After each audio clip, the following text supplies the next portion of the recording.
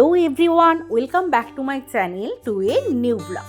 আশা করছি সবাই ভালো আছেন, সুস্থ আছেন। আমার আগের ব্লগই তো দেখেছেন, আমরা ঘাটাল যাচ্ছিলাম বিয়ে বাড়িতে। তো বিয়ে বাড়ির পুরো সিনটাই আপনাদের সাথে তুলে ধরেছি। তো এটা হচ্ছে বিয়ে বাড়ির পরের দিন। দিন আমরা ঘাটাল থেকে ফিরছি আমার বাবার বাড়ি।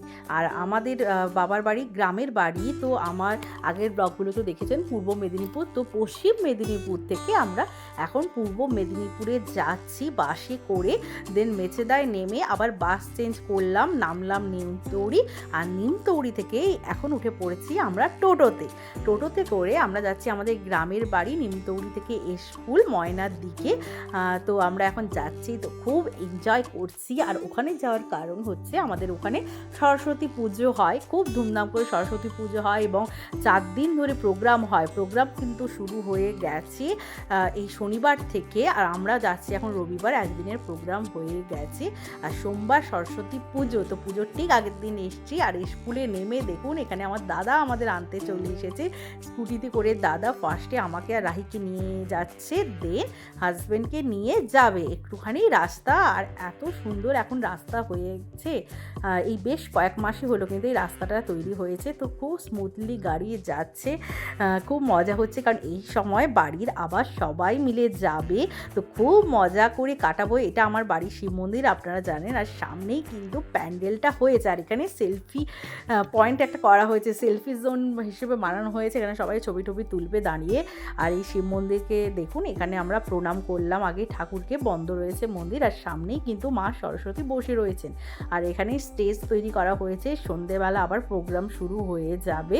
তো আবার সন্ধেবেলার ভিডিও আপনাদের সাথে তুলে ধরবো। এখন আগে বাড়ি পৌঁছোই। আর বাড়ি যেতে যেতে এই দেখুন, এই যে একটা ভাইপোর সাথে দেখা হয়ে গেল, দেন এটাও একটা ভাগ্নি, সব ছোট ছোট কচি কাঁচা দল। রাহি খুব মজা করবে।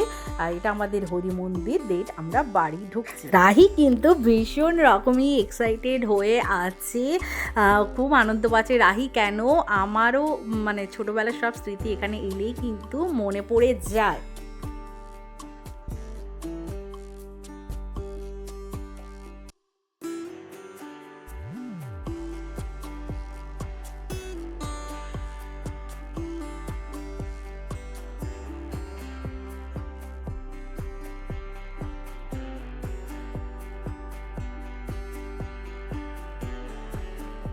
আর এখানে সন্ধ্যেবেলায় নাচের প্রোগ্রাম আছে, আর রাহিকেও কিন্তু নাম দিয়েছি নাচের জন্যে। আর ও পুরো নাচটা কিন্তু নিজেই ইউটিউব দেখে তুলেছে, নিজের মতো করে ফুলে ফুলে ঢলে ঢলে তুলেছে। তো রাহিকে সুন্দর করে আমরা সবাই মিলে সাজিয়েছি। তো দেখুন রাহি খুব খুশি যে এই ফার্স্ট ও এত কিছু মেকআপ করতে পেরেছে, যা ও চাইতো সবসময়, যে ভালো করে kajal, lipstick, first time liquid লিপস্টিকটা ইউজ করেছে, খুব মজা। আর খুব এনজয় করে কিন্তু রাহি নাচটা করেছে। ও ভীষণ খুশি। আর ও মানে কি বলবো, ওর মধ্যে ভয়টুকুটা ছিল না, এটাই ওর সব থেকে বড় পাওনা। ও মনের মতো করে স্টেজে নাচ করেছে, যেমনই পেরেছে, যে ভয় পায়নি। আর ও যদি না ওকে নাচতে দিতাম, যে আমরা বলেছিলাম তুই ঠিকঠাক নাচতে পারছিস না, তোর থেকে ভালো হয়তো অনেকে নাচবে, নাচটা শেখ। তারপর যেহেতু নাচটা এখনও শেখে না, ভালো করে শেখ, দেন পরের বছর নাহলে করবি নেক্সট ইয়ার। বাট ওর মনটা খুব দুঃখ হয়ে গেছিলো, তাই ভাবলাম না, বাচ্চাকে দুঃখ দিয়ে তো লাভ নেই। ও যখন চাইছে, এতটা চাই, এবার আমরা ডান্সে ওকে ভর্তি করব। তো এতটা চাই, তাই জন্যে ও করুক ও নিজের মতো। তো খুব কিন্তু ব্যাপারটাকে এনজয় করে করেছে নাচটা, আমাদেরও খুব ভালো লেগেছে, সবাই আমরা খুব খুশি হয়েছি ওর নাচ দেখে। আর এখানে আজকে পুরো সন্ধ্যেটাই কিন্তু ডান্সের কম্পিটিশান ছিল। আর দেন রাহিকে নিয়ে আমরা সবাই মিলে একটু ভিডিও শ্যুট করলাম। এই দেখুন রাহির সাজটা কেমন হয়েছে, আপনারা কিন্তু কমেন্ট করে অবশ্যই জানাবেন রাহিকে কেমন লাগছে, আর রাহি নাচটাই বা কেমন লাগলো। দেন আমরা সবাই গেলাম ফুচকা খেতে, আমাদের বাড়ির সব কচি কাচাদের নিয়ে আমরা সবাই গেলাম ফুচকা খেতে, সেই ঝালঝাল ফুচকা। আর এখানে ফুচকায় কিন্তু পেঁয়াজও দেয়, বেশ অন্যরকম একটা টেস্ট আসে। এখানকার ফুচকার একটা টেস্টটাই পুরো আলাদা হয়, কাঁচা ছোলা দেয়, যেটা কলকাতায় একদমই দেয় না। তো অনেকদিন পর এরকম ফুচকা খাবো। আর এই কাকুটাই কিন্তু সবসময় আমাদের এখানে ফুচকা নিয়ে আসে।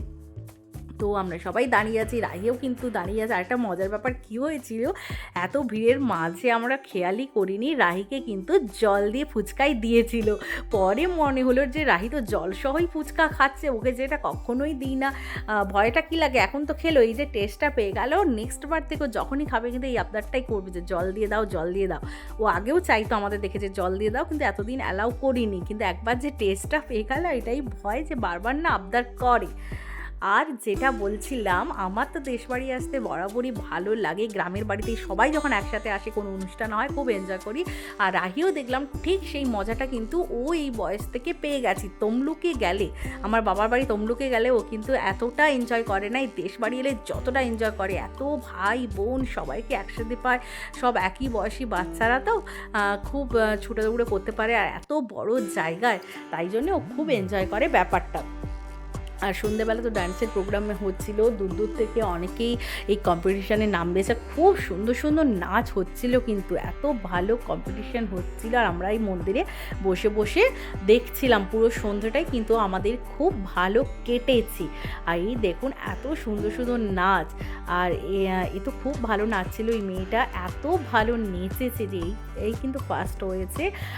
তো আজকের মতো ব্লগটা এখানেই এন্ড করছি। আপনাদের কেমন লাগলো আমাকে কিন্তু কমেন্ট করে অবশ্যই জানাবেন। আর ভিডিওটা যদি ভালো লেগে থাকে তার লাইক এবং শেয়ার করে দেবেন, আর চ্যানেলটিকে সাবস্ক্রাইব করে পাশের বেল আইকনটা ক্লিক করে দেবেন আরও নিত্য নতুন ভিডিও পাওয়ার জন্যে। আর অবশ্যই কিন্তু আমার নেক্সট ভিডিওতে থাকবে যে সরস্বতী পুজো সারা দিন আমরা এই গ্রামের বাড়িতে কিভাবে এনজয় করলাম, কিভাবে কাটালাম, রাহি কেমন এনজয় করলো, সবটাই কিন্তু তুলে ধরবো। আপনারাও ভালো থাকবেন, সুস্থ থাকবেন এবং সাবধানে থাকবেন। আজকের মতো bye bye, thanks for watching.